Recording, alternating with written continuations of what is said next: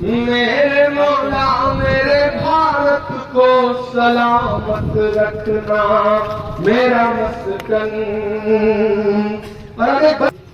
हजारों की तादाद में ईमान वाले लोग मदरसे के तलबा जिम्मेदारान यहाँ बैठे हैं और मैं बताऊं दुआ पढ़ रहा हूँ तो दुआ में आपकी आमीन, आपकी तालियां, आपकी दुआएं शामिल होंगी तो शायद मैं पूरे हिंदुस्तान को बताऊंगा कि आप जो तस्वीर बनाते हैं वैसा नहीं है।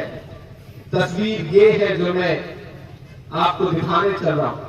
कभी मेरा दोस्त है तनवीर गाजी, उसने शेर कहा कि कभी आजूब लिखता है कभी माजूब लिखता है। वो अपने आप को इस अहद का माबूद लिखता है। उसे कह दो ये जर्रे अमन की तबलीग करते हैं, वो पागल मदरसों की रेत को बारूद लिखता है। ऐसे में दुआ की लफ्ज़ सुना रहा हूं कि मेरा मस्कन मेरी जन्नत को सलामत रखना। तैयार रहिएगा। और ये जो लाइन है उस पर आपकी दुआओं का शोर, आपकी तालियों का शोर वो पूरे हिंदुस्तान भर में जाना चाहिए कि मेरा मस्कन मेरी जन्नत को सलामत रखना। बहुत अनकंफर्ट है एक्चुअली। मेरा मस्कन मेरी जन्नत को सलामत रखना, मेरा मस्कन मेरी जन्नत को सलामत रखना। मेरे मौला मेरे भारत को सलामत रखना, मेरा मस्कन मेरी जन्नत को सलामत रखना। मेरे मौला मेरे भारत को सलामत रखना। इसकी मिट्टी पे हर एक रीत निछावर कर दूं, अपनी धड़कन के सभी गीत निछावर कर दूं। गंगा जमुना तेरी लहरों की मुकद्दस धुन पर सारी दुनिया का मैं संगीत निछावर कर दूं। इस वतन से मेरी निस्बत को सलामत रखना, मेरे मौला मेरे भारत को सलामत रखना।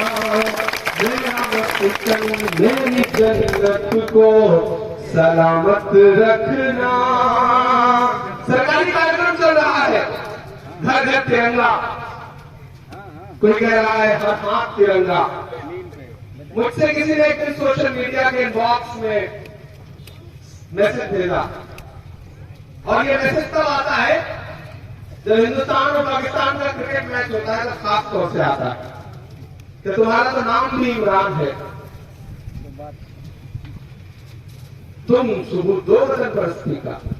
मेरे पास लफ्ज नहीं होते हैं उसका। मैं पलट के एक तस्वीर भेजता हूं। वो तस्वीर है कि हिंदुस्तान का एक कोई परिवार है, वो हज करने गया हुआ है और उसने खाने काबा के आगे तिरंगा अपने हाथों में लिया हुआ है।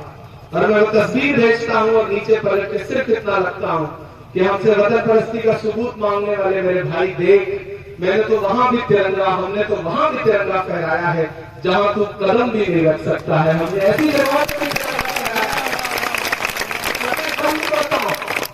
सोचता हूं तो मेरी आंख छलक जाती है, मुल्क से रूह का रिश्ता बड़ा जज्बाती है।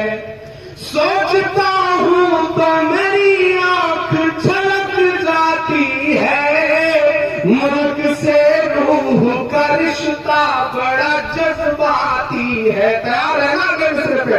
सोचता हूं तो मेरी आंख छलक जाती है, मुल्क से रूह का रिश्ता बड़ा जज्बाती है। मेरे आका ने मदीने में कहा था ये कभी, हिंद की सिमत से एक ठंडी हवा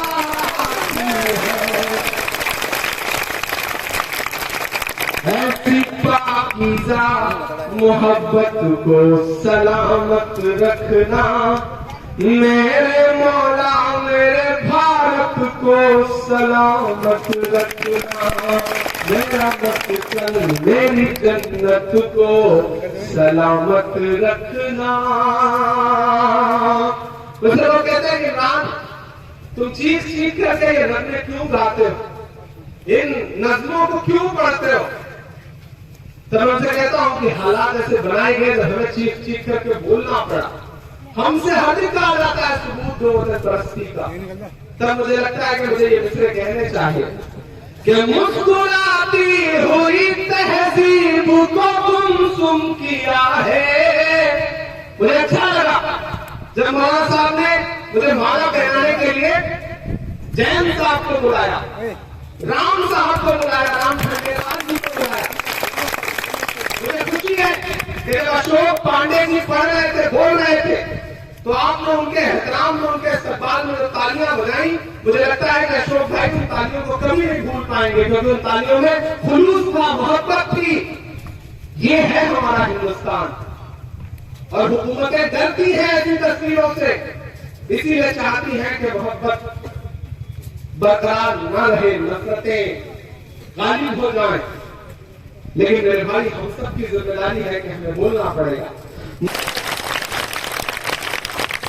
मेरे पुरखों की विरासत को सलामत रखना, मेरे मौला मेरे भारत को सलामत रखना, मेरा मस्कन मेरी जन्नत को सलामत रखना, मेरे मौला मेरे भारत को सलामत रखना। मैं आपसे गुजारिश कर रहा हूं कि एक बात मौलाना राशिद साहब, मौलाना अरशद साहब और बाकी जो पूरी इंतजामिया कमेटी है, बाहर से आए लोग भी और यहाँ के तलबा भी, एक बार उनके एहतराम में इस बात के लिए ताली बजाएं कि उन्होंने खूबसूरत तरीके से बहुत ही शानदार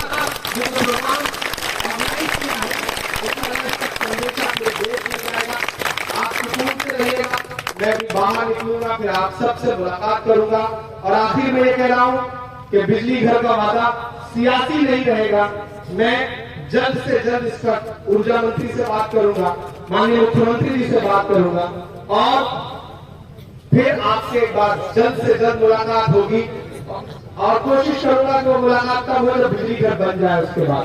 बहुत शुक्रिया, बहुत बहुत। मुस्कुराती हुई तहजीब को गुमसुम किया है, तुमने भारत की फजाओं को जहन्नुम किया है। मेरे भारत से मेरा रिश्ता कुछ इस तरह का है, हमने इस मुल्क की मिट्टी से तयम्मुम किया है।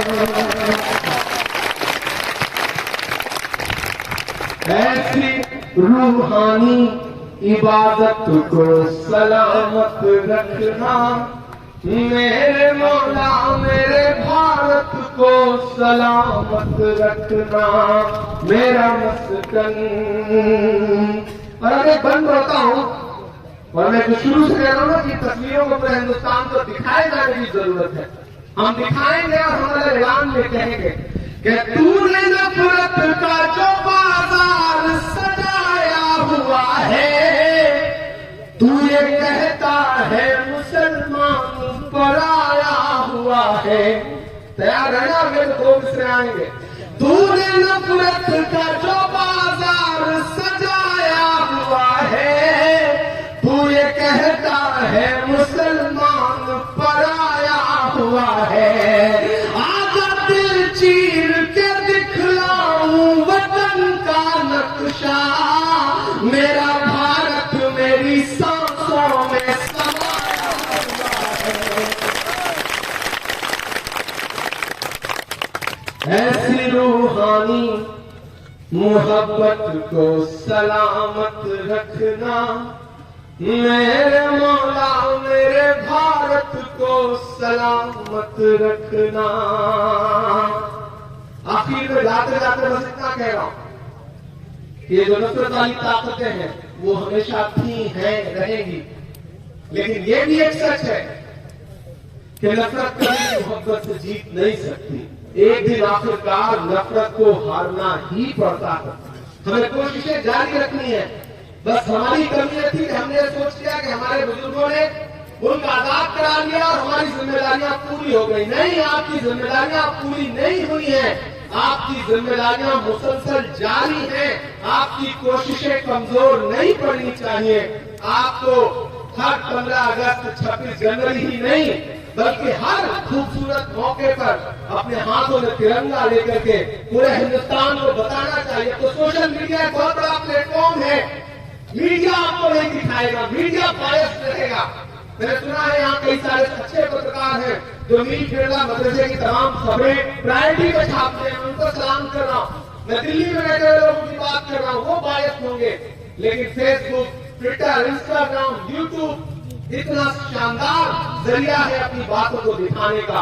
अपने हाथों में तिरंगा पकड़िए और भाग लीजिए सोशल मीडिया ऐसी तस्वीरों से कि देखने वालों की आंखें हैरत में पड़ जाएंगी। इतनी मोहब्बत। तो आप उसे कहिए भैया हम करते तो पहले भी थे, दिखा पहली बार रहे हैं, दिखा दूसरी बार रहे, दिखा तीसरी बार रहे। और फिर भी अगर कोई बोले, फिर भी अगर कोई कहे कि नहीं जाओ चले जाओ, यहाँ नहीं है तुम्हारी जगह, तो उनसे अगर यान कहो कि नफरतों का ये तिरपाल चले जाओ तुम, बात की छोड़ो इसी साल चले जाओ तुम। मजे वाले मुद्दे हैं कि नफरतों का ये तिरपाल चले जाओ तुम, बात की छोड़ो इसी साल चले जाओ तुम।